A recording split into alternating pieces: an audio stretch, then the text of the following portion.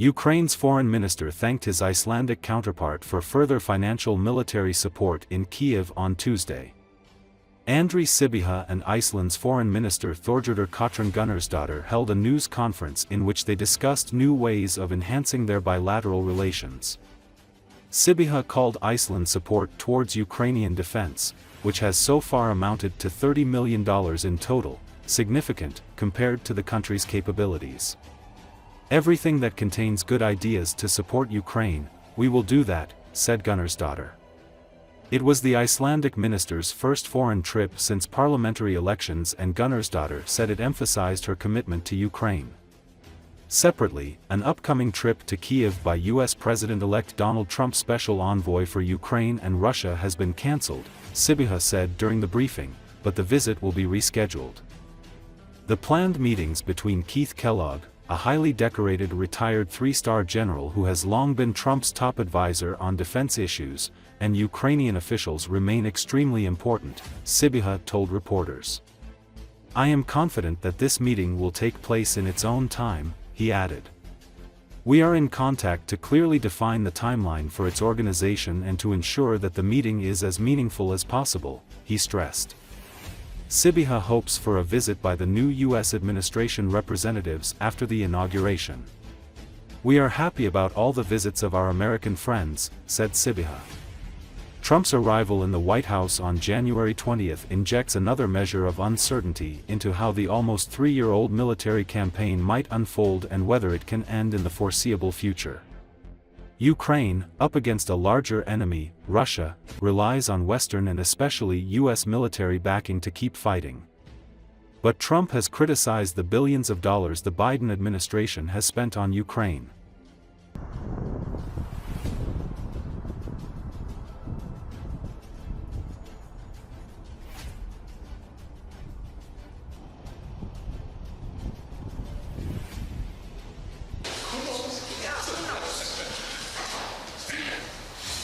And my first state visit is also visit to another country, is to come here to Ukraine to underline how important it is to show that we support Ukraine all the way. Also to underline Iceland's unwavering solidarity with the people of Ukraine and our steadfast commitment to provide political and practical support to Ukraine.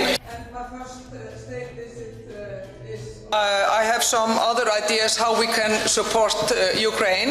For example, buying grain for food, maybe for Syria. That is something I want to take with me back home to Iceland.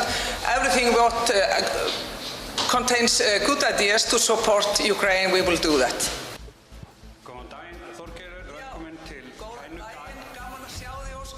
Обсяг допомоги, яка була надана українській стороні саме для оборонних потреб, станом на сьогодні становить $30 мільйонів. Це достатньо значна сума пропорційно до спроможностей Ісландії, і ми за це вдячні. І ми також сьогодні предметно обговорили, як ми далі можемо наростити виробництво саме щодо розміщення замовлень в українських виробників.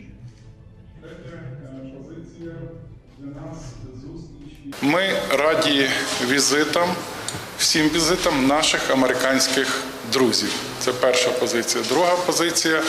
Ми дуже сподіваємося, що після інавгурації перші візити вже призначеної нової адміністрації, очільників, керівників відбуватимуться в Україну.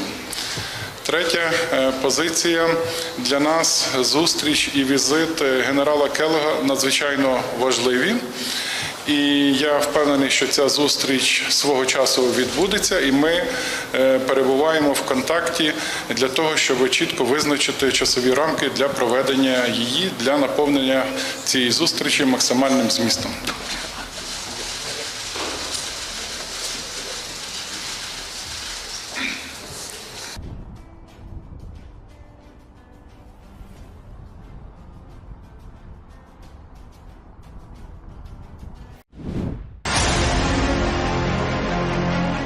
Abdul Hakim al-Shishani, Commander-in-Chief of the Armed Forces of the Chechen Republic of Ichkeria, in an interview with RBC Ukraine, said that history shows that Russia's disintegration may begin in the Caucasus. Today, Kadyrov himself says that he needs to prepare for war, prepare weapons. He realizes that if the war in Ukraine ends or the conflict is frozen, all the negativity and anger of people will turn against him. He is already taking steps to protect himself. For example, he is granting amnesty to those who have been in Syria and telling their relatives that they can return home, that there are no claims against them. This is a clear signal. Kadyrov realizes that changes are coming and is trying to ease the pressure. But it's obvious that all this negativity will hit him sooner or later. Chechens are tired of repression, torture and murder. The people are ready to fight for freedom. If Russia collapses, the support of the international community will help Ichkeria and other regions gain independence, he added. According to him, Kadyrov's men are Putin's personal guards, helping him to control Chechnya. They are linked by common crimes, the murders of political opponents, human rights activists and journalists. Putin has given Kadyrov complete carte blanche in Russia, which is why he maintains his power. As long as there is Putin, there is Kadyrov. But as soon as Putin is gone, Kadyrov will be gone too. He won't be able to come to an agreement with the new leader, especially if it is an FSB protégé. A lot of people in the FSB are unhappy with Kadyrov and are waiting for Putin to leave to resolve this issue, he said. He said that the regime of Ramzan Kadyrov in Chechnya will collapse without Russia. Kadyrov will cease to exist if the Russian dictator Vladimir Putin is no longer in power. He noted that Kadyrov's forces are Putin's personal guards, helping him maintain control over Chechnya. They are bound by shared crimes, including the murders of political opponents, human rights activists and journalists. According to the military leader, Putin has given Kadyrov complete carte blanche in Russia, enabling him to hold on to power. As long as Putin remains, so will Kadyrov. But the moment Putin is gone, Kadyrov will also fall. He won't be able to negotiate with a new leader, especially if it's an FSB-backed figure.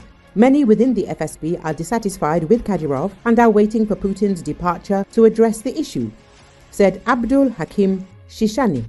Commenting on aerial attacks on Chechnya, he emphasized that these undermine Kadyrov's authority, although they won't topple his regime. If Russia collapses, the Chechen people themselves will overthrow Kadyrov. Without Russia's support, his regime wouldn't last 2 or 3 months. People are tired of repression and ready to do whatever it takes to get rid of him, said the Commander-in-Chief of the Armed Forces of the Chechen Republic of Ichkeria.